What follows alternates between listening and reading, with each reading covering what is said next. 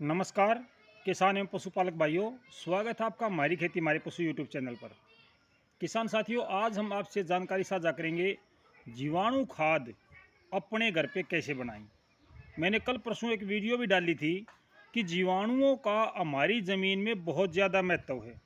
जीवाणुओं के बगैर हमारी खेती संभव नहीं है। आम आपको पता है, जब आम लगती है, आम को फल लगता है तो वो कितना खट्टा होता है। उसमें हम जैसे आंबे की सब्जी बनाते हैं तो उसमें हम गुड़ भी डाल लेते हैं, चीनी भी डाल लेते हैं, लेकिन खटास कम नहीं होता है। लेकिन जीवाणु क्या करते हैं? जीवाणु जब बारिश का समय आता है तो उसके अंदर जीवाणु होते हैं, वो उस खट्टेपन को मीठे में बदल देते हैं। इतनी पावर होती है जीवाणुओं की। जो दुनिया हम अपनी आंखों से देख रहे हैं, जो इस पृथ्वी पर आपको नज़र आती है, उससे कई गुना बड़ी दुनिया जीवाणुओं की है, यानी कि बैक्टीरिया की है। और ये बैक्टीरिया, ये जीवाणु हमारे हर काम में मदद करते हैं, चाहे हम किसी भी प्रकार का काम कर रहे हैं। अगर हम अपने खेत में रासायनिक खाद डाल रहे हैं, जैसे यूरिया में नाइट्रोजन होती है, लेकिन नाइट्रोजन को पौधा सीधे ग्रहण नहीं करता। नाइट्रोजन तो पृथ्वी पर 78% है। अगर नाइट्रोजन को पौधा सीधे ले सकता तो हमें यूरिया की ज़रूरत ही नहीं पड़ती, क्योंकि 78% नाइट्रोजन हमारी वायुमंडल में है।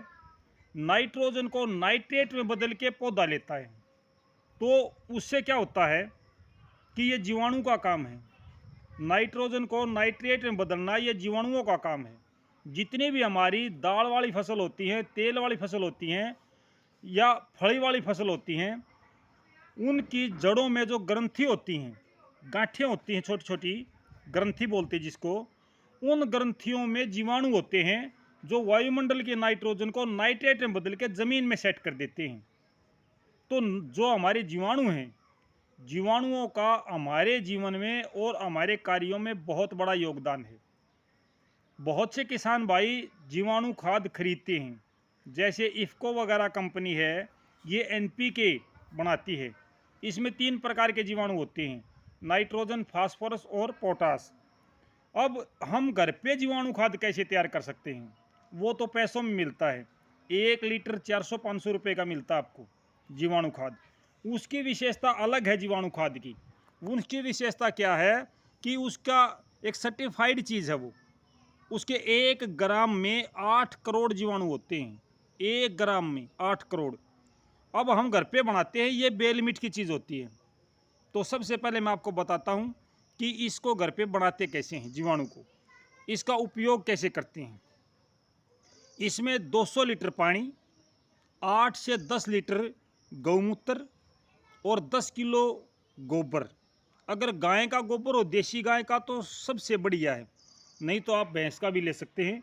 लेकिन गाय का मूत्र जरूरी है, गौमूत्र जो बोलते हैं वो गाय का ही होता है, गौमूत्र बोलिया मैंने। इसके अलावा 1 किलो गुड़।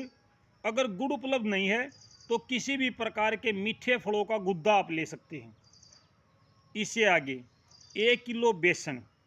अगर बेसन नहीं है तो किसी भी दाल का आटा आप ले सकते हैं।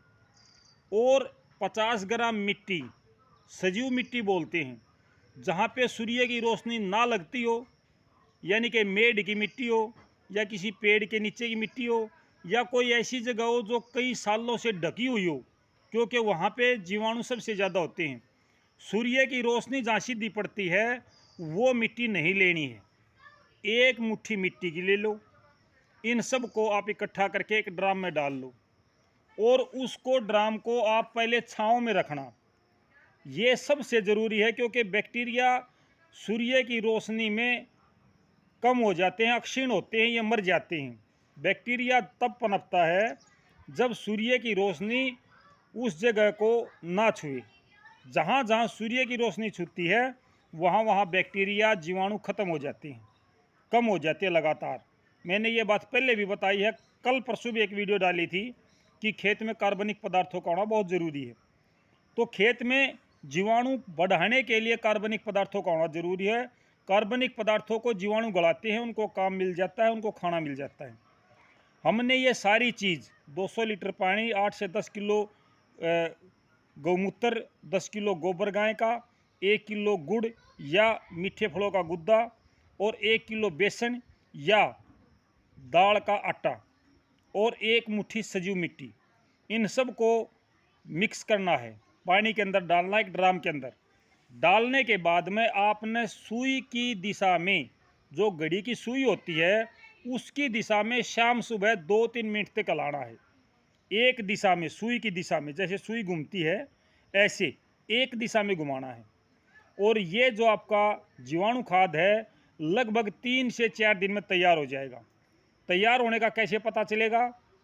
इसमें से खट्टी खट्टी स्मेल आएगी आपको, अड़कल की खट्टी सी स्मेल, जैसे खोई में से आती है ना। खोई होती है गन्ने के, जो रस निकालने के बाद में जो बच जाता है शेष, जब उसका ढू लगा देते हैं और उस पर बूंद पड़ती है, बारिश होती है, वो गलती है तो उसमें से खट्टी स्मेल आती है थोड़ी सी, ऐसी स्मेल आपको आनी शुरू हो जाएगी। उसमें से खट्टी खट्टी सी स्मेल आएगी, इसका मतलब उसमें जीवाणु तैयार हो गए हैं। इसको बनाने के बाद में आप 10 दिनों तक प्रयोग में ले सकते हैं।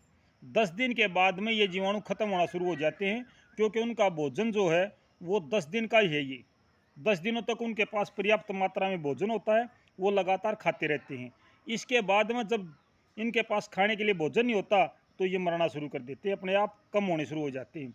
तो ये चीज़ आप अपने घर पे तैयार कर सकते हैं, बगैर पैसे के तैयार कर सकते हैं।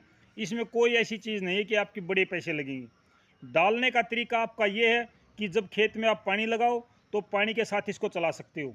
अगर आप ज़मीन की जुताई कर रहे हो तो आप इसके अंदर बालू रेता या रेती भर के इसको गिल्ली कर लो, बालू रेता या रेती को गिल्ली कर लो, या बारीक गोबर हो आपके पास में, भुरभुरा गोबर, कंपोस्ट खाद हो, आप उसके ऊपर छिड़क के 2-3 कट्टों के ऊपर छिड़क दो इसको, 5 कट्टे 10 कट्टे जितने भी आप बनाना चाहते हो, और उसको ज़मीन के ऊपर बिखेर के उसके तुरंत बाद उसकी जुताई करो, क्योंकि धूप नहीं लगनी चाहिए। अगर आप पानी के साथ चलाते हो तो इसको धूप नहीं लगेगी, ये पानी के साथ बह के अपने आप खेत में चले जाएंगे और आपकी ज़मीन में जीवाणुओं की कमी होगी तो वो पूरी हो जाएगी, आपकी पैदावार बढ़ेगी। जो भी आप खाद डालोगे उसका दुगना परिणाम आएगा। अगर खाद भी नहीं डालोगे तो जो ज़मीन के अंदर सुप्त अवस्था में हमारा खाद पड़ा होता है, हर साल हम खाद डालते हैं, ये खाद फसल पूरी तरह नहीं खाती है। उदाहरण के तौर पर मैं आपको बताता हूँ कि कोई भी फसल हो 4 से 5 किलो नाइट्रोजन एक बार में ले सकती है। एक कट्टा यूरिया में, जो 45 किलो का कट्टा यूरिया का है, 46% नाइट्रोजन है, तो एक कट्टा यूरिया में 21.5 किलो नाइट्रोजन होती है। 5 या 6 किलो तक भी अगर हम मान लें कि कोई फसल खा लेती है नाइट्रोजन को, तो उसके बाद भी 15 किलो के आसपास नाइट्रोजन बचती है, जिसमें से कुछ मात्रा नाइट्रोजन की हवा में उड़ जाती है, कुछ मात्रा ज़मीन में सुप्त अवस्था में पड़ी होती है जो हमारे काम नहीं आती है। तो जो हमारे जीवाणु होते हैं, ये जीवाणु इस सुप्त अवस्था में पड़े हुए नाइट्रोजन को एक्टिव कर देते हैं और हमारी फसल को फिर से देना शुरू कर देते हैं। जो किसान भाई जीवाणु खाद का प्रयोग करते हैं वो किसान भाई अपने खेत में खाद की, यूरिया, डीएपी की, पोटास की आधी मात्रा डालें, आधी मात्रा, तो भी आपका काम पूरा चलेगा, आपकी पैदावार पर कोई असर नहीं पड़ेगा। तो किसान साथियों, ये थी जानकारी। अगर इससे संबंधित कोई और जानकारी आप चाहते हो किसी प्रकार की जीवाणु खाद से संबंधित, तो अपने कमेंट बॉक्स में ज़रूर लिखें। किसान साथियों, जो आप कमेंट डाल रहे हो मैं लगातार देख रहा हूँ, लगातार पढ़ता हूँ।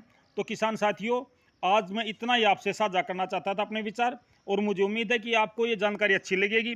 अगर जानकारी अच्छी लगे तो एक लाइक ज़रूर दबा दिया करो, मेरा थोड़ा सा हौसला बढ़ जाएगा किसान साथियों, मेरा हौसला बढ़ जाएगा। और आज दोपहर को हम डालेंगे आपसे मौसम की जानकारी। तब तक नमस्कार, जय हिंद।